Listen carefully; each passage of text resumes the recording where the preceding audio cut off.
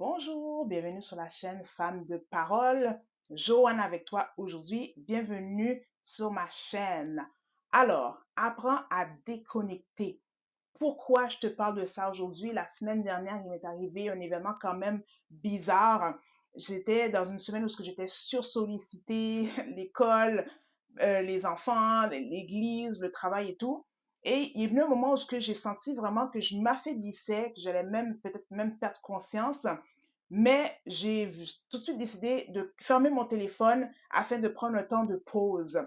J'avais des maux de tête, je me sentais vraiment affaiblie et j'ai vu l'importance de prendre un temps de déconnexion. Et quand je dis déconnexion, c'est au-delà des écrans, mais c'est vraiment déconnecter des activités quotidiennes afin de se ressourcer.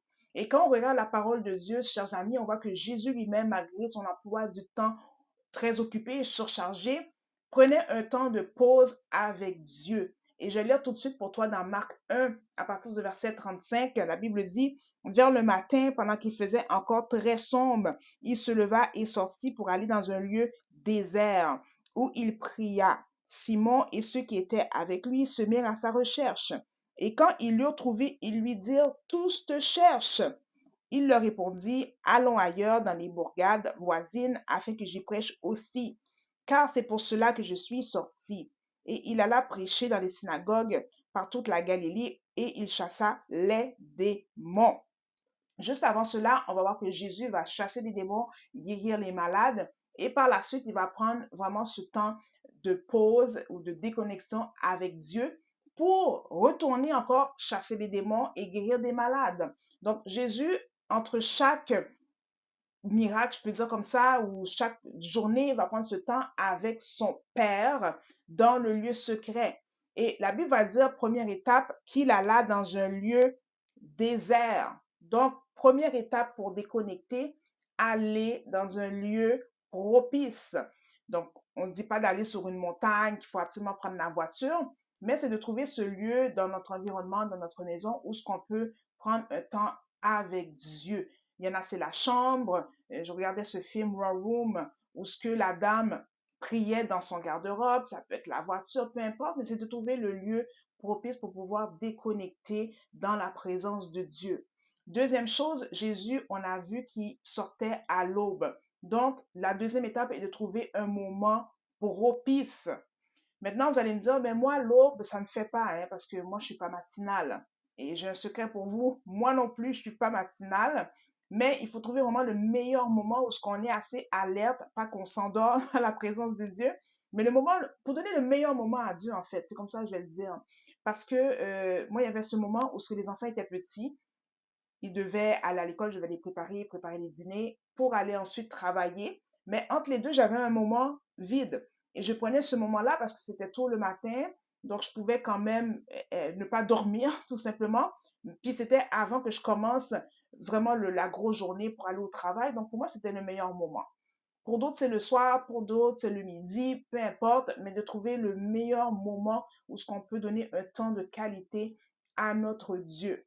Troisième étape, la Bible va dire que tous cherchaient Jésus. Ils vont dire, Seigneur, tout le monde te cherchait. Troisième étape importante, protéger ce moment avec Dieu. Parce qu'on va se faire solliciter, on aura toujours besoin de nous. Tout le temps, quelqu'un va avoir peut-être une urgence, quelque chose à nous demander.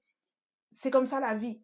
Mais nous, si on ne protège pas ce moment, on va littéralement se faire envahir et on n'aura jamais le temps de dire, Seigneur, je viens déconnecter dans ta présence. On va courir à gauche, à droite et on ne sera pas efficace. Tôt ou tard, on va tomber. Tôt ou tard, on aura besoin de ressourcement. Alors pourquoi pas le planifier dans notre horaire, pardon, et protéger ce moment. Maintenant, qu'est-ce qu'on fait dans la présence de Dieu? La Bible dit que Jésus pria.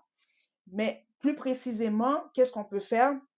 C'est se décharger de tous nos soucis. La Bible dit déjà chez vous sur lui de tous vos soucis. Donc, se décharger des soucis, confesser nos péchés qui sont aussi des soucis, parce qu'il y a des choses avec lesquelles nous sommes prises que seul Dieu peut nous délivrer. Alors, on peut se décharger sur lui et vraiment nous confesser au Seigneur nos péchés. Qu'est-ce qu'on peut faire également? C'est tout simplement l'adorer. adorer notre Dieu, lui dire Seigneur, merci, Seigneur, je t'aime, merci de tout ce que tu as fait pour moi, l'adorer. Et quand on loue le Seigneur, il vient s'asseoir sur nos louanges, un moment d'adoration dans la présence de Dieu. Troisième chose qu'on peut faire, c'est demander la direction, des conseils à Dieu, non seulement pour la journée qui vient, mais également pour des projets, des choses qui occupent notre esprit. C'est le moment de dire, Seigneur, guide-moi, parle-moi, quelle est la prochaine étape? Le Seigneur est fidèle et je vais vous dire, dans ces meilleurs moments-là, c'est là que j'ai eu plusieurs idées qui me sont venues à l'esprit parce que j'étais disposée, déconnectée de toutes les distractions qui prennent mon esprit. Et l'autre chose aussi à faire dans ce moment-là, c'est tout simplement des moments de silence. On n'est pas obligé de parler, parler, parler, parler, mais il y a ce moment où aussi on peut être tout simplement en silence et entendre la voix du Saint-Esprit qui nous parle, qui nous dirige. Ce sont toutes des choses à faire dans ces moments de déconnexion. Quels sont les bienfaits? On va voir Jésus retourner dans le ministère, retourner travailler, chasser des démons par la suite. Donc, le Seigneur Jésus est venu vraiment se renouveler dans la présence de son Père et c'est un moment de renouvellement. Lorsqu'on va dans la présence de Dieu, lorsqu'on déconnecte pour connecter avec Dieu, c'est un moment de renouvellement de nos forces.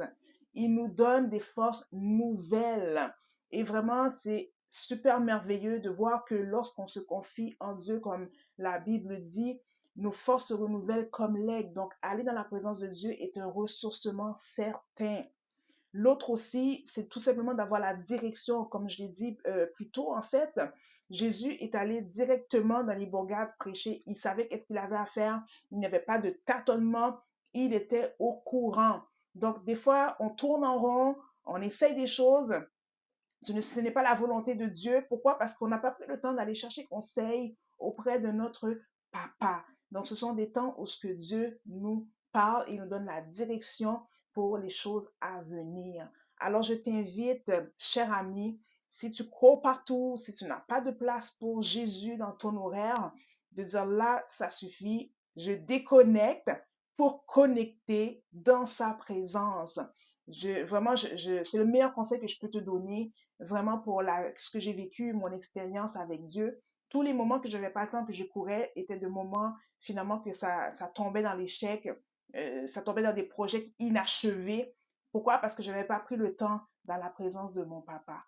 Alors je t'invite à déconnecter pour te ressourcer parce que c'est vraiment important et ça donne vraiment une bonne hygiène mentale et spirituelle.